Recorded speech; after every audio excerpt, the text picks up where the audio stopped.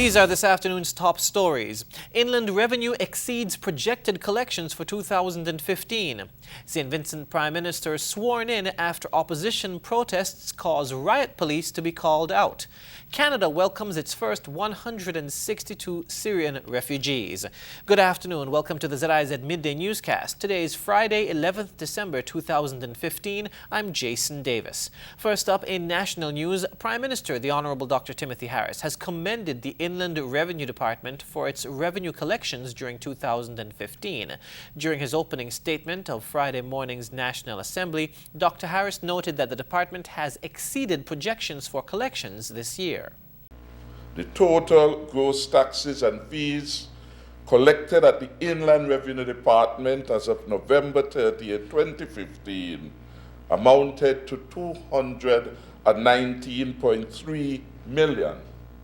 This amount exceeds its anticipated target of $190 million for the period January to November 2015 by $29.3 million. The economy is doing well. Prime Minister Harris has been scheduled to introduce and have read a first time the Anti-Terrorism Bill, as well as an amendment to the St. Christopher and Nevis Mutual Exchange of Information on Taxation Matters Bill. He was also set to move the second reading of those amendments, as well as amendments to the Insurance Bill 2015 and Criminal Procedures Bill. Also on the itinerary was Attorney General the Honorable Vincent Byron's second reading of an amendment to the Evidence Bill 2015, as well as the Criminal Procedures Bill. Minister of Public Infrastructure, the Honorable Ian Liburd, is also expected to lead the second reading of an amendment to the St. Kitts Electricity Supply Bill 2015. Government ministers aren't the only ones praising the relationship between the Republic of China, Taiwan, and St. Kitts and Nevis. On Thursday, Acting Chief Executive Officer for the St. Christopher Air and Seaport Authority, Marcellus Phillip, said that Taiwan's recent donation of $300,000 to his company is testimony to the depth of the bond and relationship between both countries. The relationship goes back, as far as I'm aware, back to 2006. When we first, when we were able to negotiate a loan for 37.6 million EC dollars for the renovation of the RLB airport, the runway and the apron. So, but that didn't stop there. Other notable contributions, he said, came in 2011 when SCASPA received $806,000 to purchase a reed stacker, followed by a donation of $300,000 for the renovation of the arrival lounge at the Robert L. Bradshaw International Airport, which was followed by the expansion of the departure lounge in 2012. Third phase is really a continuation of the process. And in this first phase, it's probably going to cost us about $1 million to do the complete renovations, and which is going to see the removal of the old tiles, putting on new tiles, putting on new counters, repainting the place, re-signing the place, and a number of other enhancements. Taiwan, through resident ambassador His Excellency George Gaoi Chu, this week presented checks in substantial amounts to the Ministry of Public Infrastructure for use by SCASPA and local electricity company Skelec. A group of senior citizens got a treat earlier this week when Parliamentary Representative for Constituency Number 4, the Honorable Lindsey Grant, hosted his inaugural Senior Citizens Constituency Number 4 pre-Christmas luncheon. The event was held at Spratnet and saw dozens of senior citizens of communities from Boyd's to Halfway Tree attending. According to a release, Minister Grant said the luncheon is the first of a number of activities that he intends to pursue within the constituency that are specifically geared towards the enhancement of the lives of senior citizens. These include field trips and regular outings to various spots on both islands and a Senior Citizen Fun Day. The statement said these activities will also reduce the occurrence of social isolation, which is a problem often experienced by older persons.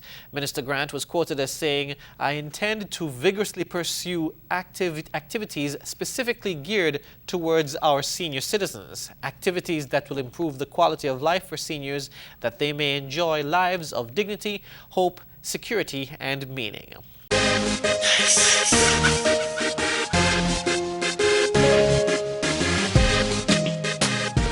Tourism Tourism matters because it is the engine of sustainable development. It is an industry poised to revolutionize our nation. I'm Jack Spencer, a third-generation fisherman. Our livelihood depends on tourism, not just mine, but I think the whole island. It touches everyone. Tourism really contributes to the quality of life of our community. Tourists bring dollars, and when there is more money in our community, that means all of us experience a better quality of life. Tourism for me started 25 years ago. I started off as a waiter in the industry. So many different things have inspired me to become a part of this beautiful industry. We need to keep our country clean. When the tourism season starts, a lot of us get jobs. It's benefiting us in a big way. One of the most important characteristics you must have to work in the hospitality industry is customer service. It is the most important skill you can have, not only in the hospitality sector, but also in life. This is our product, this is tourism. Every individual on this island benefits from tourism. So we all have to play our role. Keep our island clean, look after our visitors. Just keep on jamming. We love you.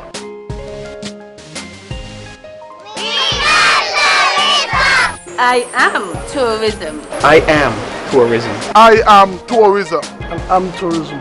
I am tourism. I am tourism. I am tourism. I am tourism. I am tourism. Follow your heart to sing, kids.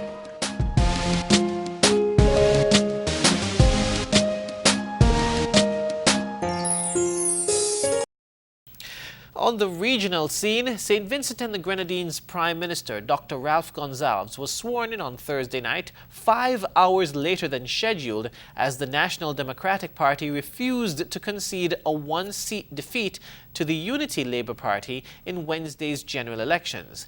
NDP supporters even blocked the road to the Governor-General's residence. Riot police had to be called out as the NDP demonstrators tried to prevent Gonsalves from taking the oath of office for a fourth consecutive time. However, by 7 p.m., the swearing-in ceremony, at which Sir Louis Straker also took the oath of office as Deputy Prime Minister and Judith Jones-Morgan was sworn in as Attorney General, got underway.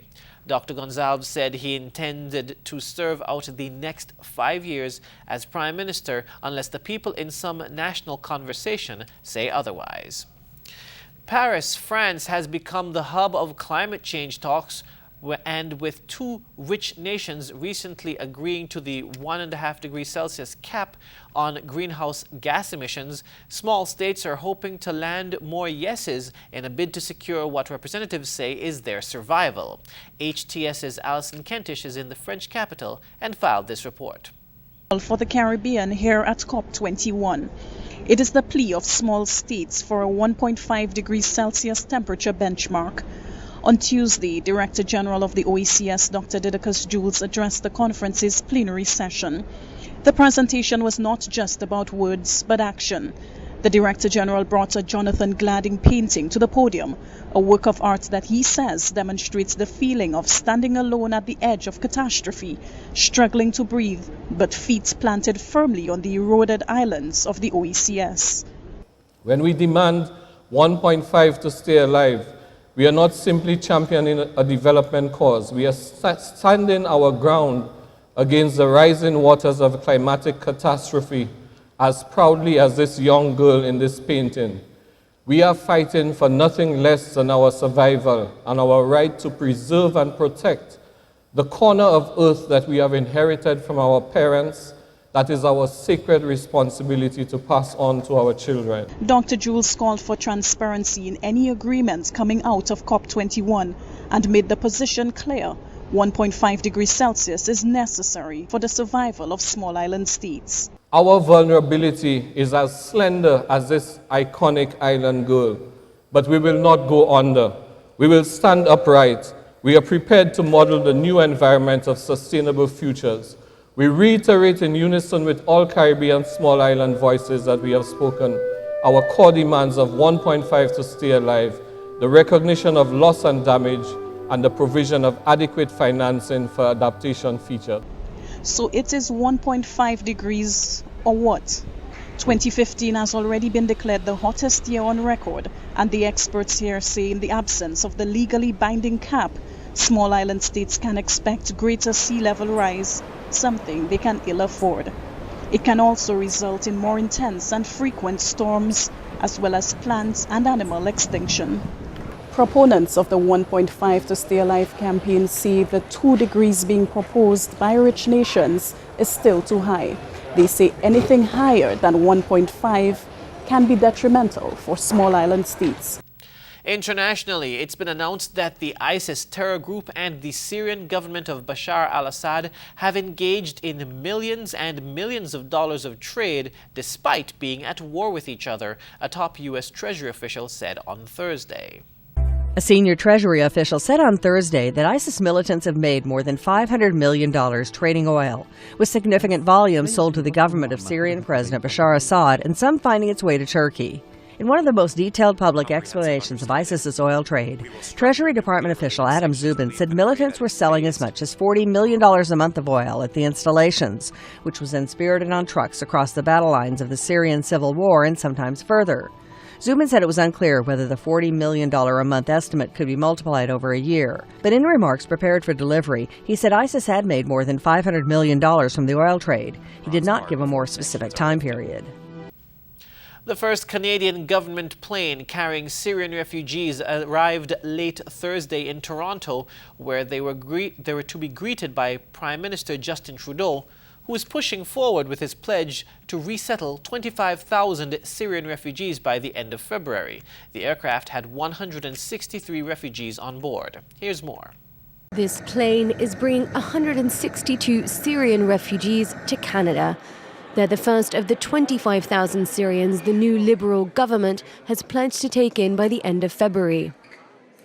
Tonight they step off the plane as refugees, but they walk out of this terminal as permanent residents of Canada with social insurance numbers, with health cards, and with an opportunity to become full Canadians. That takes resources, and Trudeau's had to scale back from his goal to have all of the refugees in Canada by the end of the year. 10,000 will arrive by then. The Toronto Star, the country's largest newspaper, ran a front cover welcoming the refugees in English and Arabic. Accepting more refugees was a key campaign pledge of Trudeau. There you go. Very warm. And this is something that we are able to do in this country because we define a Canadian not by a skin color or a language or a religion or a background, but by a shared set of values, aspirations, hopes, and dreams that not just Canadians, but people around the world share. That attitude stands in stark contrast with Canada's neighbour, the United States. President Obama's pledge to accept 10,000 refugees has come under fire in the aftermath of terrorist attacks in Paris and California. Several governors have unsuccessfully tried to ban Syrian refugees from being resettled in their state. Taking a look at the weather, temperatures today will peak at 79 degrees Fahrenheit with a moderate breeze blowing from the east-northeast at 13 miles per hour. The weather forecast for today predicts the prevalence of a relatively stable atmosphere over the Leeward Islands, which will keep the chance for showers low over these islands for the next 24 hours. Today will therefore be sunny to partly sunny, while tonight is expected to be fair to partly cloudy with a slight chance of a brief overnight shower. Seas are moderate with waves of up to 6 feet, and small craft operators and sea bathers are asked to exercise caution.